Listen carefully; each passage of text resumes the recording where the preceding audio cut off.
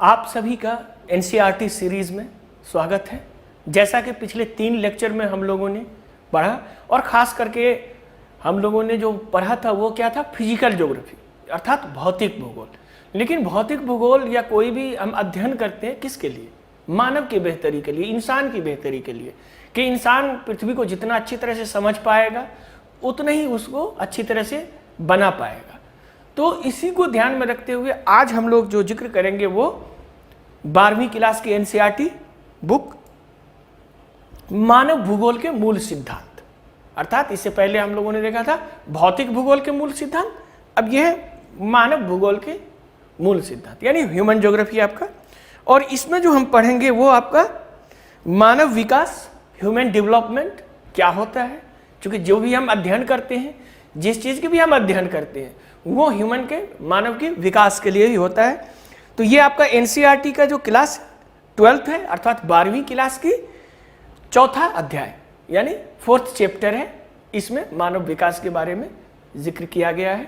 तो चलिए इसके बारे में हम लोग देखेंगे कि आखिर मानव विकास होता क्या है, ये कॉन्सेप्ट आया कहाँ से, ये कॉन्सेप्ट किन किन विचारकों ने दिया, किन किन अर्थशास्त्रियों ने दिया, और आगे चलिए उसके बारे में हम लोग देखते हैं। तो मानव विकास,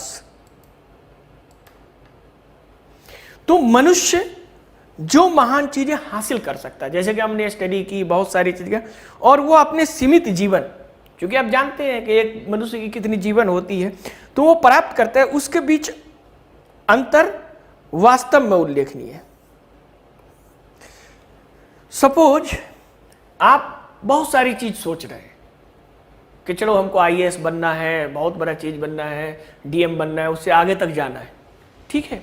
और लेकिन अगर आप उसमें कितनी सफलता प्राप्त कर सकते हैं और उसमें जो पूरे जीवन भर बहुत सारी चीजें हैं, तो उसमें उसके बीच का जो अंतर है यही महत्वपूर्ण है।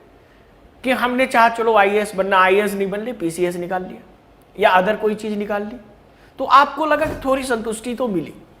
उसी तरह से आप जितनी जीवन में ऊपर जाने की आशा रखते हैं और उस आशा में आप कितनी आशातीत आपकी सफलता होती है, ये बहुत महत्वपूर्ण है और इसमें संतोष करना बहुत महत्वपूर्ण है। सपोज कीजिए अगर आपने आईएएस करना था और आप आईएएस नहीं बन पाए, आप पीसीएस निकाल लिए, आप एसडीएम फिर भी बन जाएंगे और वो उससे भी एसडीएम बनते, लेकिन चलो एक आपकी संतुष्टि अगर हो गई, तो यही मानव विकास में बहुत बड़ा मनुष्य का एक हासिल होना चाहिए।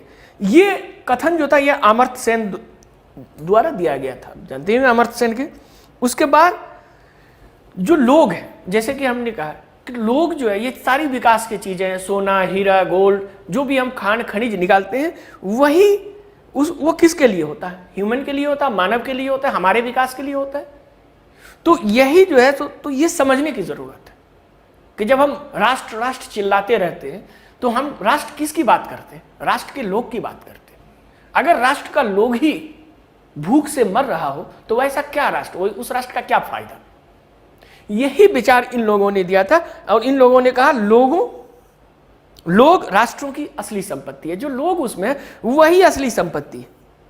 ये नहीं है कि अगर आप उस पर क्वेश्चन कर देते हैं या लोग अपने भलाई के बारे में करते हैं, मजदूर अपनी भलाई के बारे में करते हैं, तो आप उसको कह दें कि भाई ऐसा क्यों कर रहे हो। नहीं, तो असल लोग राष्ट्रों की असली संपत्ति है। उसी तरह यह है विकास का उद्देश्य क्या होना चाहिए। तो विकास का मुख्य उद्देश्य होना चाहिए इंसान का लंबे स्वास्थ्य और रचनात्मक जीवन, यानी लंबी जीवन होनी चाहिए, अच्छी जीवन होनी चाहिए, स्वस्थ जीवन होनी चाहिए और रचनात्मक जीवन होना चाहिए। यानी वो जीवन में जो चीज सोच सके वो कंस्ट्रक्टिव वे में सोच सके, संरचनात्मक तरीके से सोच सके, ऐसा नहीं कि डिस्ट्रक्टिव हो। यदि डिस्ट्रक्टिव हो जाएगा तो वो फिर पूरी न के पूरी देश के लिए, समाज के लिए, सबके लिए ये घातक हो सकता है। तो ये जीवन का आनंद लेने की या सक्षम वातावरण बनाना और ऐसा रचनात्मक प्रक्रिया हो लोगों में, इसके लिए एक ऐसा वातावरण बनाना, एक ऐसा एनवायरनमेंट क्रिएट करना जिसमें वे काम कर सके, जो अच्छी विकास कर सके। तो ये सब, ये जो विचार था ये था महबूबुल हक का। ये महबूबुल हक और अमर्त्य सेन ये दोनों मिलके जो है तो ये थ्योरी मानव विकास वाला थ्योरी दिया, मानव विकास का थ्योरी दिया। क्योंकि अभी तक जो भी हम लोग अभी भी हम लोग आंकड़ा तय करते हैं कि ग्रोस डोमेस्टिक प्रोडक्ट, सकल घरेलू उत्पाद के आधार पे कि कौन सा देश आगे है, कौन सा देश पीछे है। लेकिन अगर हम देखें विगत वर्षों में, आप देखते हैं ऑक्सफैम का रिपोर्ट आता है तो उसमें कितनी इनइक्वालिटी दिखाई जाती है कि हमारा देश में सिर्फ 2 या 3% आदमी के पास इतनी संपत्ति है जो 50% के पास नहीं है। इस तरह का जो असमानता हमको दिखाई देती है, यह असमानता ही सबसे बड़ी बाधा है मानव विकास में।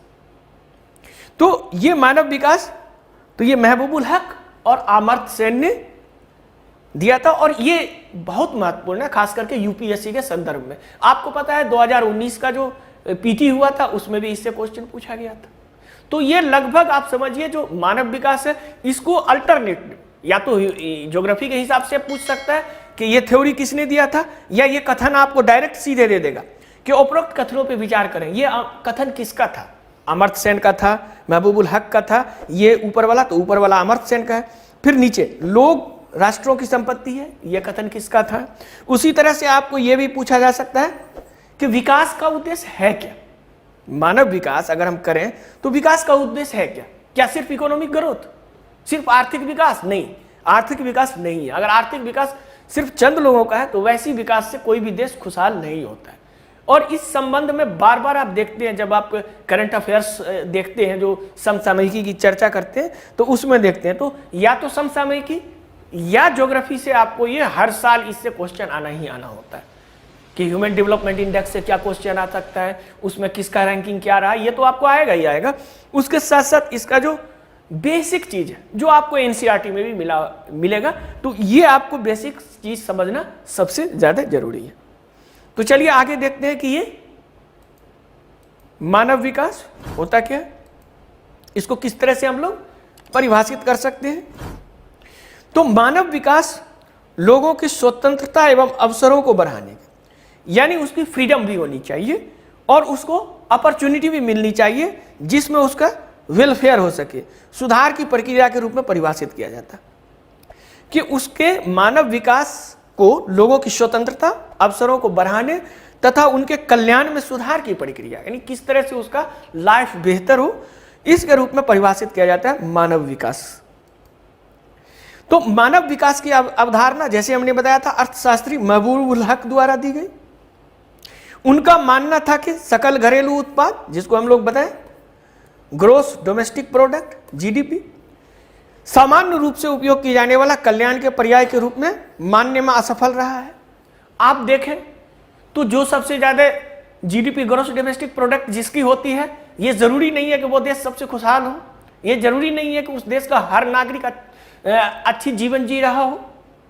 तो इसीलिए अगर आप देखते हैं जब भी इस तरह का ह्यूमन डेवलपमेंट इंडेक्स आता है, हैप्पीनेस इंडेक्स आता है, ये सारे इंडेक्स में आप देखेंगे स्कैंडिनेवियन कंट्री बहुत छोटा छोटा कंट्री है, उनकी जीडीपी हमारे सामने कम है लेकिन फिर भी वो काफी खुशहाल रहते हैं।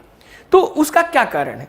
तो उन्होंने 1990 में, उसी समय में 1990 में नोबेल पुरस्कार विजेता अमर्त्य सेन और अन्य अर्थशास्त्रियों ने काम करते हुए, मतलब इनके साथ काम करते हुए, महबूबुल हक साहब के साथ, ये महबूबुल हक थे और अमर्त्य सेन और अन्य अर्थशास्त्री इसके साथ काम किया। और 1990 में क्या हुआ, पहली बार मानव विकास रिपोर्ट जारी किया, यानी ह्यूमन डेवलपमेंट रिपोर्ट, जिसमें हमको ह्यूमन डेवलपमेंट इंडेक्स जो होता है जिसमें रैंकिंग की जाती है कि कौन सा देश सबसे ऊपर, कौन सा देश सबसे नीचे। तो मानव विकास का जो रिपोर्ट तैयार किया, पहला रिपोर्ट, वो अमर्त्य सेन और महबूबुल हक और इनकी टीम ने मिलकर तैयार किया मानव विकास के बारे में।